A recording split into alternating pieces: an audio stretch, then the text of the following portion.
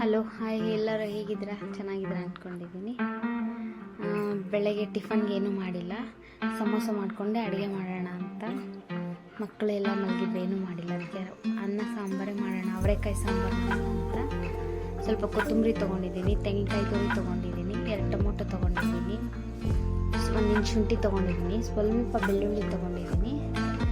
ನಿಮ್ಗೆ ಎಷ್ಟು ಬೇಕೋ ಅಷ್ಟು ಮಾಡ್ಕೊಳ್ಳಿ, ಹಾಕ್ಕೊಳ್ಳಿ. ಸ್ವಲ್ಪ ಈರುಳ್ಳಿ ತೊಗೊಂಡಿದ್ದೀನಿ, ಸ್ವಲ್ಪ ಕಡಲೆ ತೊಗೊಂಡಿದ್ದೀನಿ, 3 ಕಡಲೆ, 1-2 ಸ್ಪೂನ್ ಧನಿಯಾಕಾಳು ತೊಗೊಂಡಿದ್ದೀನಿ, 2 ಸ್ಪೂನ್ ಖಾರ ಪುಡಿ ತೊಗೊಂಡಿದ್ದೀನಿ, 1 ಅರ್ಧ ಸ್ಪೂನ್ ಅರಿಶಿನ ಪುಡಿ ತೊಗೊಂಡಿದ್ದೀನಿ. ಧನಿಯಾಕಾಳು ಇಲ್ಲ ಅಂದರೆ ಧನಿಯಾ ಪೌಡ್ರ್ ಹಾಕ್ಕೊಳ್ಳಿ. ನನ್ನ ಹತ್ರ ಧನಿಯಾ ಪುಡಿ ಇರಲಿಲ್ಲ, ಅದಕ್ಕೆ ಧನಿಯಾಕಾಳು ತೊಗೊಂಡಿದ್ದೀನಿ. ಎಲ್ಲ ಮಿಕ್ಸಿ ಮಾಡೋಣ.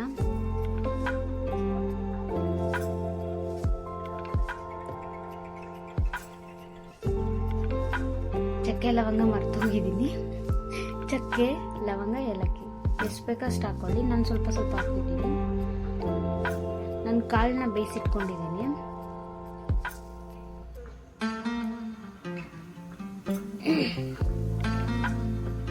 ಒಗ್ಗರಣೆ ಮಾಡಿಕೊಂಡು ಸಾಸಿವೆ, ಜೀರಿಗೆ, ಕರಿಬೇವು, ಬೇಯಿಸಿಟ್ಕೊಂಡಿರೋದನ್ನು, ಆಲೂಗಡ್ಡೆ, ಅವರೆಕಾಯಿ ಬೇಯಿಸಿಟ್ಕೊಂಡಿದ್ದೀನಿ, ಅದನ್ನು ಈರುಳ್ಳಿನ ಒಗ್ಗರಣೆನಲ್ಲಿ ಫ್ರೈ ಮಾಡ್ತಾಯಿದ್ದೀನಿ. ನಾನು ಈರುಳ್ಳಿ ಎಲ್ಲ ಏನೂ ಹಾಕಿಲ್ಲ, ಮಸಾಲ ರುಬ್ಬಿದ್ನಲ್ವ ಅದು ಹಾಕಿ ಸುಮ್ಮನೆ ಅದರಲ್ಲೇ ಫ್ರೈ ಮಾಡ್ತಾಯಿದ್ದೀನಿ ಅಷ್ಟೇ. ನೀರು ಎಷ್ಟು ಬೇಕೋ ಅಷ್ಟು ಹಾಕ್ಕೊಳ್ಳಿ.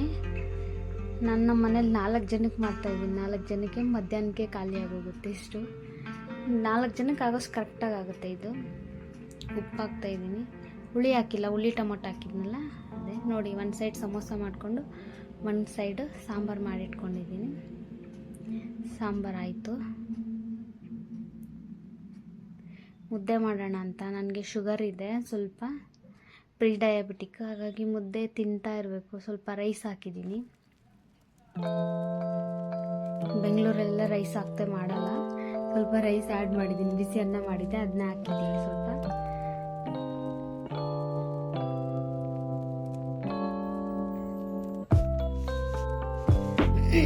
ರಾಗಿ ಹಿಟ್ಟು ನೀರಲ್ಲಿ ಹಾಕಿ ಮಿಕ್ಸ್ ಮಾಡಿ ಅದರಲ್ಲಿ ಹಾಕ್ತಾಯಿದ್ದೀನಿ. ನಾನು ಜೋಳದ ಹಿಟ್ಟು, ರಾಗಿ ಹಿಟ್ಟು 2 ಮಿಕ್ಸ್ ಮಾಡಿ ಮಾಡ್ತಾಯಿದ್ದೀನಿ. ನಿಮಗೆ ಬರೀ ರಾಗಿ ಹಿಟ್ಟು ಬೇಕಂದ್ರೆ ರಾಗಿ ಹಿಟ್ಟು ಹಾಕ್ಕೊಳ್ಳಿ, ಜೋಳದ ಹಿಟ್ಟು ಬೇಕಂದ್ರೆ ಜೋಳದ ಹಿಟ್ಟು ಹಾಕ್ಕೊಳ್ಳಿ. ನೋಡಿ, ಫಸ್ಟ್ ಜೋಳದ ಹಿಟ್ಟು ಹಾಕಿದೆ, ನೆಕ್ಸ್ಟ್ ರಾಗಿ ಹಿಟ್ಟು ಹಾಕ್ತೀನಿ ನಾನು.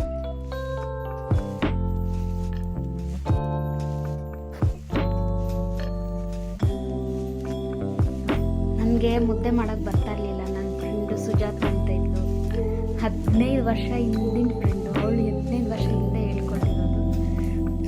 ನೆನೆಸ್ಬೇಕು, ಯಾರೇನೇ ಸಹಾಯ ಮಾಡ್ರೂ ನೆನೆಸೋ ಬುದ್ಧಿ ಇರಬೇಕಲ್ವ. ನಾನು ಇವತ್ತು ಅವಳನ್ನ ನೆನ್ಪು ಮಾಡ್ಕೊತೀನಿ. ಇವತ್ತಲ್ಲ, ಯಾವಾಗ ಮುದ್ದೆ ಮಾಡುವಾಗೂ ನಾನು ನೆನ್ಪಿಟ್ಕೊತೀನಿ. ನನ್ನ ಪಾಪ ಅವಳು ಮದುವೆ ಆಗಿಲ್ಲ, ನನ್ನ ಫ್ರೆಂಡ್ ಆಗಿದ್ದು. 15 ವರ್ಷ ಹಿಂದಿನ ಫ್ರೆಂಡು ನಂಗೆ ಮುದ್ದೆ ಹೇಳ್ಕೊಟ್ಟಿದ್ದು. ನನ್ನ ಮದುವೆ ಆಗಿದ್ರು ಮುದ್ದೆ ಮಾಡೋಕ್ಕೆ ಬರ್ತಾ ಇರಲಿಲ್ಲ.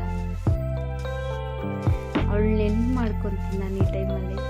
ಸುಜಾತ ಅಂತ ನೋಡಿದ್ರೆ, ಥ್ಯಾಂಕ್ ಯು ಸುಜಾತ.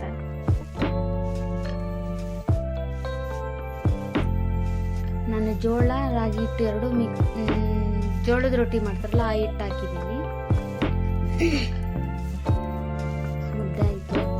ಬೆಳಗ್ಗೆ 11:30 ಆಗಿದೆ. ನಾಷ್ಟ ಮಾಡೋಷ್ಟೊತ್ತಿಗೆ ಸಮೋಸ ಮಾಡಿ, ನಾಷ್ಟ ಇಲ್ಲ, ಊಟ ಮಾಡೋಷ್ಟೊತ್ತಿಗೆ 11:30 ಟೈಮ್.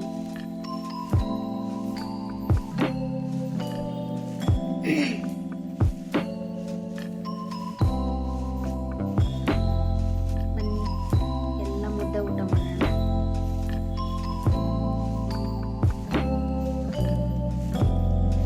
ಬಿಟ್ಬಿಟ್ಟು ಊಟ ಮಾಡ್ತೀನಿ ಅಂದ್ಕೊಬೇಡಿ, ಅದಕ್ಕೆ ಎಲ್ಲರನ್ನೂ ಕರಿತಾ ಇದ್ದೀನಿ. ನನ್ನ ಚಾನಲ್ ಸಬ್ಸ್ಕ್ರೈಬ್ ಮಾಡಿರೋರು, ಇವಾಗ ಹೊಸ್ದಾಗಿ ನನ್ನ ಚಾನಲ್ ನೋಡ್ತಾ ಇರೋರು ಎಲ್ರಿಗೂ ಬನ್ನಿ, ಎಲ್ಲ ಊಟಕ್ಕೆ ಕರಿತಾ ಇದ್ದೀನಿ. ನೋಡಿ, ಅನ್ನ ಹಾಕಿ ಮಾಡಿದ್ದೀನಿ, ಈ ಥರ ಬಂದಿದೆ.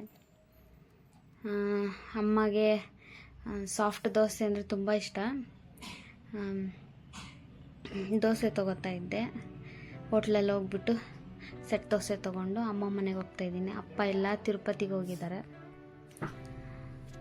ಅಮ್ಮ ಒಬ್ಬರೇ ಇದ್ದಾರಲ್ವ, ತಂಗಿ ಮಕ್ಕಳಿಬ್ರು ಇದ್ದಾರೆ.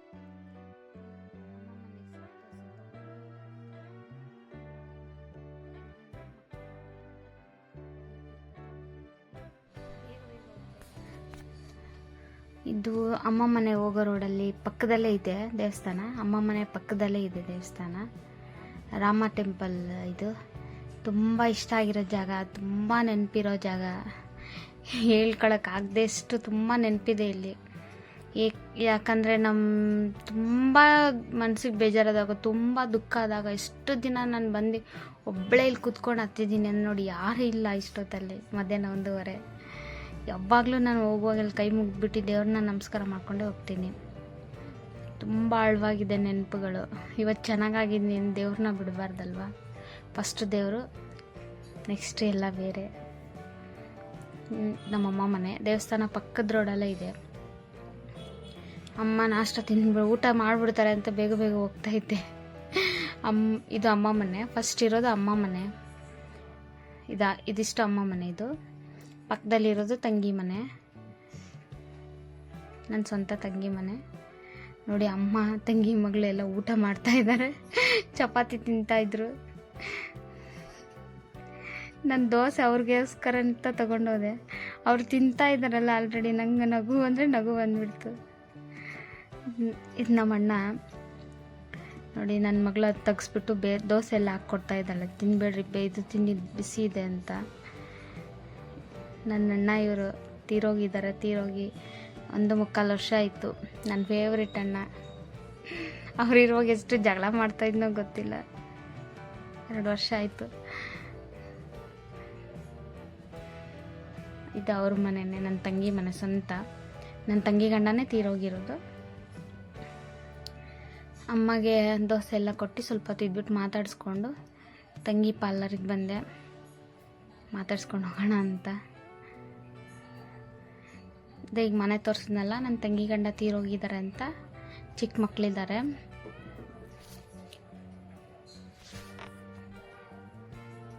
ಓನಾಗಿ ಏನಾದರೂ ಮಾಡಬೇಕು ಅಂತ ಹೇಳ್ಬಿಟ್ಟು ಪಾರ್ಲರ್ ಮಾಡಿದ್ದಾರೆ. ಈಗ 1 ವೀಕ್ ಆಯ್ತು ಅಷ್ಟೇ ಓಪನ್ ಆಗಿ.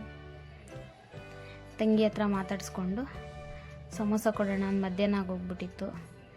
ಮಧ್ಯಾಹ್ನ ಬಂದು ಒಬ್ರಿಗೆ ಸಮೋಸ ಕೊಟ್ಬಿಟ್ಟು ಹೋಗ್ತಾಯಿದ್ದೀನಿ ನೋಡಿ.